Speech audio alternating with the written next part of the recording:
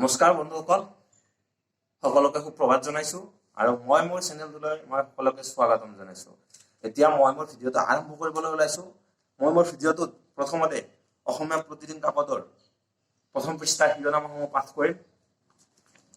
এতিয়া মই পাঠ কৰিবলৈ ওলাইছোঁ।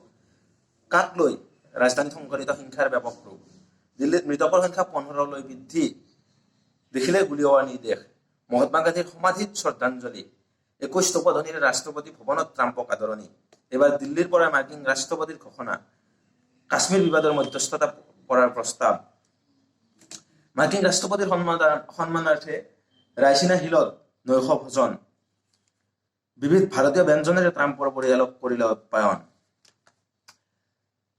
দিল্লীৰ বিদ্যালয়ৰ কণ ছাত্ৰীৰ মাজত ফাৰ্ষ্ট লেডি, ওৰখাই এৰিলে পদ, UPPLৰ সভাপতি হ'ল প্ৰমোদ বড়ো, মেট্ৰিকত অথন্তৰ, সাধাৰণ গণিতত দুটাকৈ প্ৰশ্নৰ বিসংগতি, অসম চুক্তিৰ আধাৰত সাংবিধানিক ৰক্ষা কবচৰ প্ৰসংগত, মুখ্যমন্ত্ৰী সোণোৱালৰ হাতত অৰ্পণ কৰিলে 6 নম্বৰ দফা সমিতিৰ প্ৰতিবেদন, পুনৰ চলিব নগাঁও কাছাৰ কাগজ কল, অসমৰ 3সহ দেশৰ 55খন আসনৰ হ'ব ভোট, 26 মাৰ্চত ৰাজ্যসভা নিৰ্বাচনত দিন ঘোষণা আয়োগৰ, অসম আৰক্ষীৰ ব্যৰ্থতা উদঙাই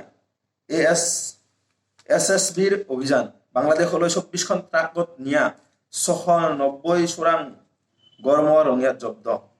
বন্ধুসকল, এতিয়া মই দ্বিতীয়খন বাতৰি কাকত পাঠ কৰিবলৈ ওলাইছোঁ। দ্বিতীয়খন বাতৰি কাকত নিয়মীয়া বাৰ্তা আপোনালোকৰ ওচৰত মই পাঠ কৰিম।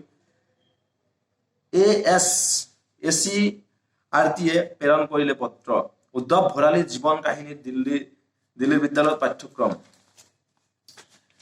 বিপদত ৰিপুণ বৰা, 6 বছৰৰ মূৰত ডেনিয়েল টম্পন হত্যাৰ গোচৰত পুনৰ শুনানি মুকলি, ভাৰত ভূমিৰ পৰা পাকিস্তানক আমেৰিকাৰ ৰাষ্ট্ৰপতিৰ গৰ্জন, নিৰ্মূল কৰা হ'ব কট্টৰ ইছলামিক মৌলবাদ, ৰাজপথত ট্ৰাম্প, জাতিৰ পিতাক শ্ৰদ্ধাঞ্জলি, গছপুলি ৰোপণ, কা বিৰোধী আৰু কা সমৰ্থনকাৰীৰ সংঘাত, বিস্ফোৰণ দিল্লীত, সংঘাত 13 জনৰ প্ৰাণহানি আৰু 150 জন আহত,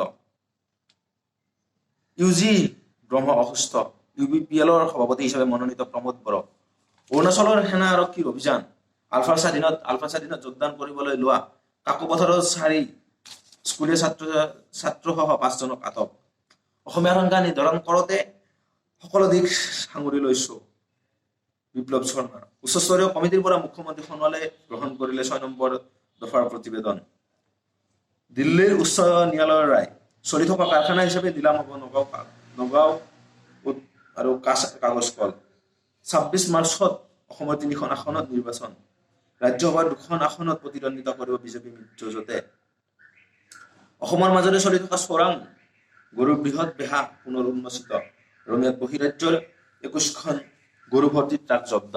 বন্ধুসকল, ধন্যবাদ জনাইছোঁ। ভিডিঅ'টোৰ সামৰণিৰ আগত মই মোৰ ভিডিঅ'টো সকলোৱে যাতে লাইক কৰে, শ্বেয়াৰ কৰে আৰু ছাবস্ক্ৰাইব কৰে, সকলোকে অনুৰোধ জনাইছোঁ। ধন্যবাদ।